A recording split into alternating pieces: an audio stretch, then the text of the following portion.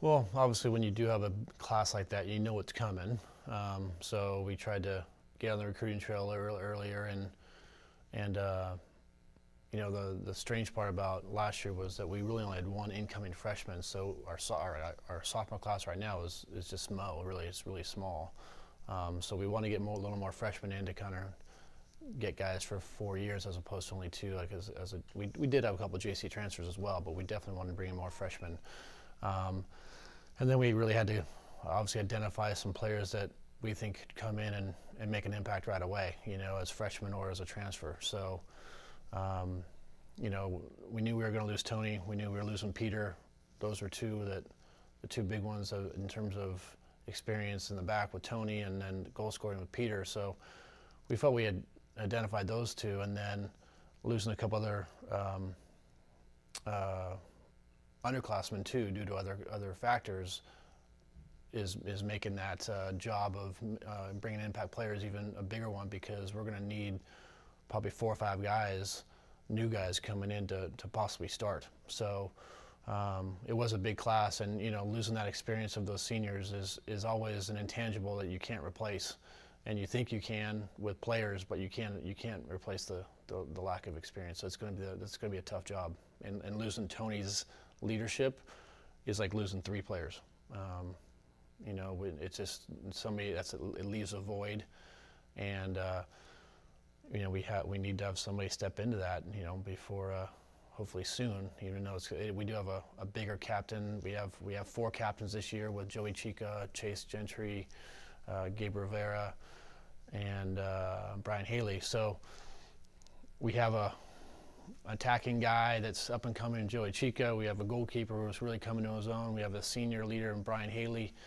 And then Gabe really kind of took a leadership role over the summer and getting the guys playing on their own and stuff. So we have just a whole package there, I think. But the vocal, all-around leader that you had in Tony, we don't have. And so hopefully those guys together can get it done. Well, we think that an incoming guy named Angel Ayala could be a goal scorer for us.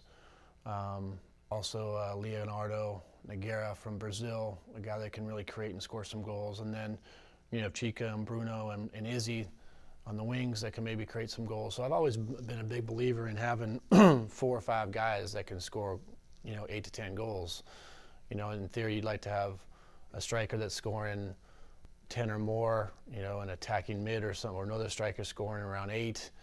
Then you're winning games, and then you have your wingers like Chica and Bruno chipping in. I think then I do believe in the goal scoring guy committee, because I think that you're going to meet a team that can defend one. If you have one guy that can score, somebody's going to defend that guy.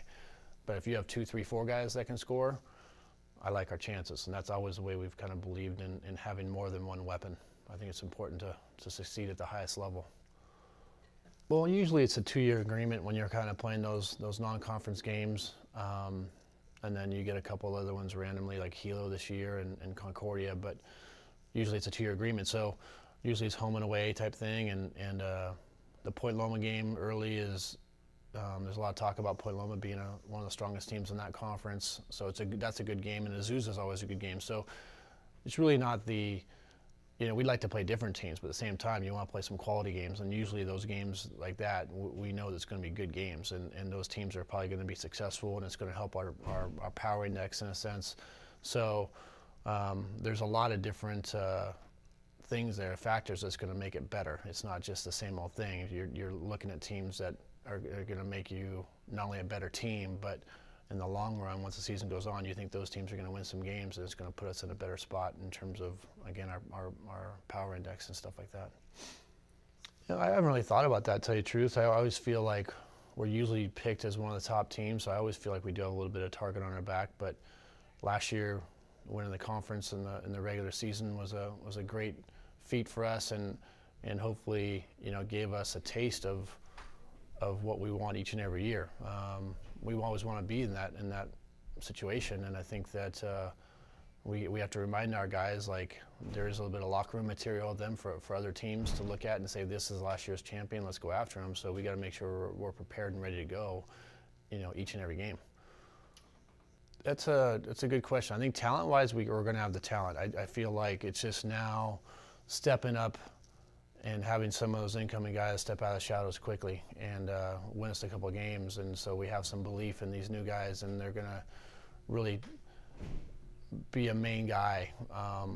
That's going to be crucial for us. And, you know, having a Bruno or a Joey Chica and Izzy, those three guys that can maybe step into more of a forefront than they were last year, because last year it was more like Mike and Peter, Chica a little bit. Now maybe they got to step into a bigger role earlier and really kind of carry us on their backs in an earlier time frame, because you know, you don't want to wait until 10 games in to kind of find yourself. You got to get going early, and some of these returners have really got to take that role, I think, because it'd be a nice surprise to have a couple of other guys do it, but I think these returning guys really got to step in the forefront and really carry this team early.